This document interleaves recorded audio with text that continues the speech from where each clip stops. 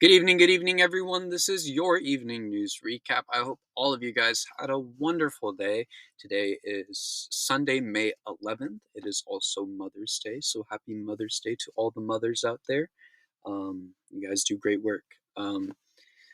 It's been a slow day for the Trump administration per usual and for news in general, but that's how all Sundays go. We only have about 4 topics in total, 3 of them coming from the Trump administration and then one other news topic. But, with that being said, hope all you guys had a wonderful day. Not too much going on for me, just kind of chilling out and relaxing. Other than that, not much.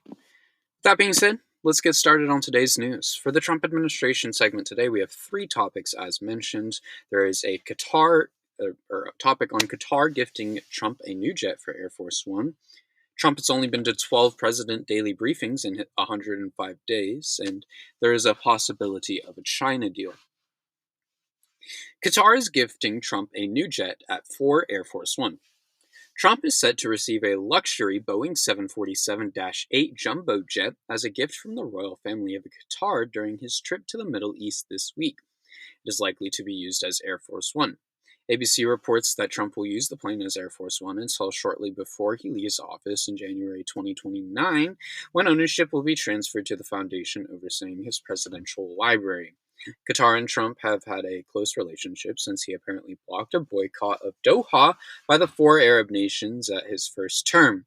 This would be illegal unless approved by Congress, as the Constitution's Emoluments Clause, Article 1, Section 9, Clause 8, bars anyone from holding government office from accepting any president emolument, office, or title from any king, prince, or foreign state without approval by Congress.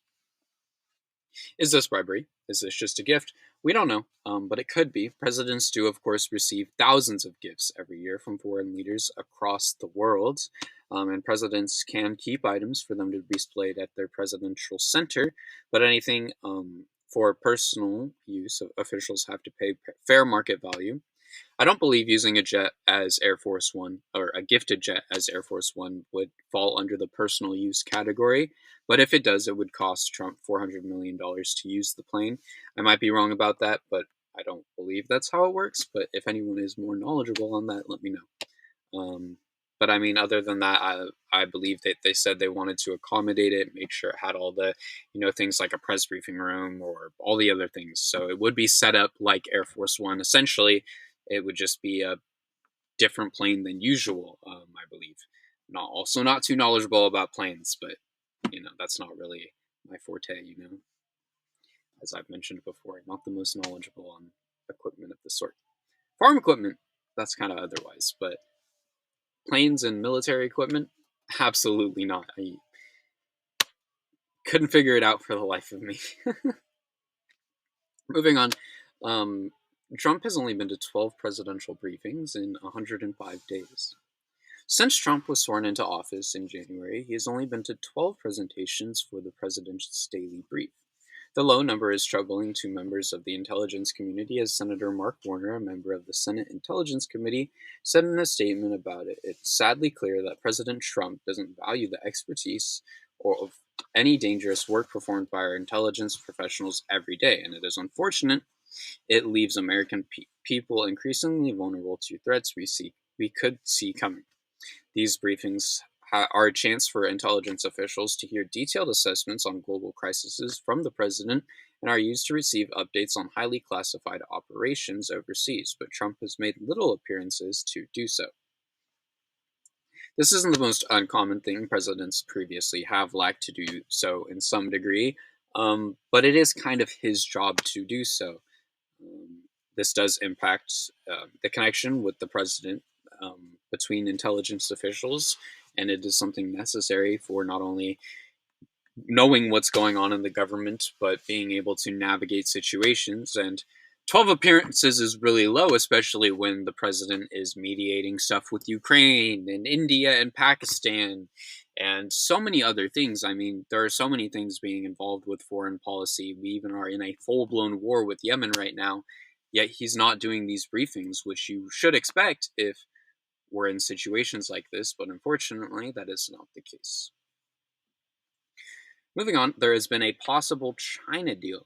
The White House has announced that a trade deal with China has been struck after days of talks in Geneva.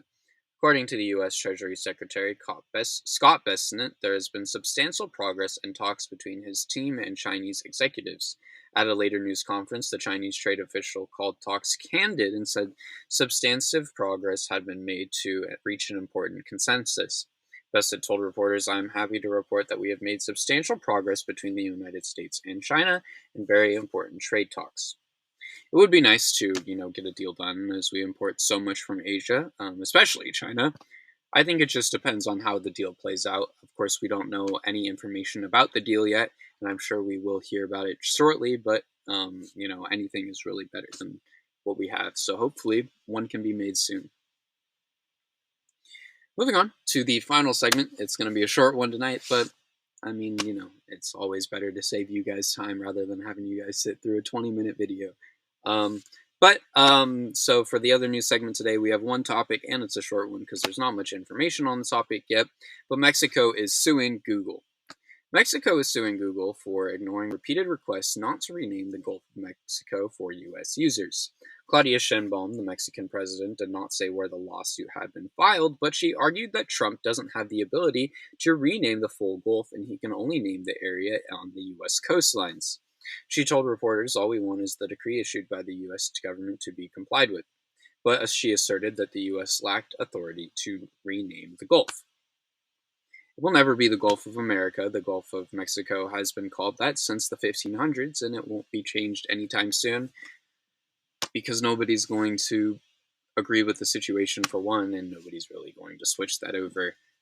You can change as many documents as you want, but at the end of the day, half of the globes in the classrooms are just going to say Gulf of America. I mean, you're not going to change that. But I mean, with that being said, that's it for today. Like I said, short news days. Saturdays normally are, or not Saturdays, Sundays are. But yeah, with that being said, thank you everyone for watching this video. If you're on YouTube, please consider subscribing, dropping a like, dropping a comment down below. I'm always wondering to hear your guys' opinions on these topics, and we're on our way to 500 subscribers, so let's get there eventually, I believe. We just hit 135, so thank you all so much for that. It truly means the world to me. Wouldn't be doing this if it wasn't for you guys. If you're on Substack, please consider pledging your support. All funds go to me. They help me pay for the things that I need to pay for in my day-to-day life. I'm going to college soon, so it's going to take a lot of time out of my day to do these things, and all support is greatly appreciated because at the end of the day, you still do need money to survive, But with that being said, thank you everyone for watching this video. Not like and repost it. I will see you all in tomorrow's news recap episode. Later.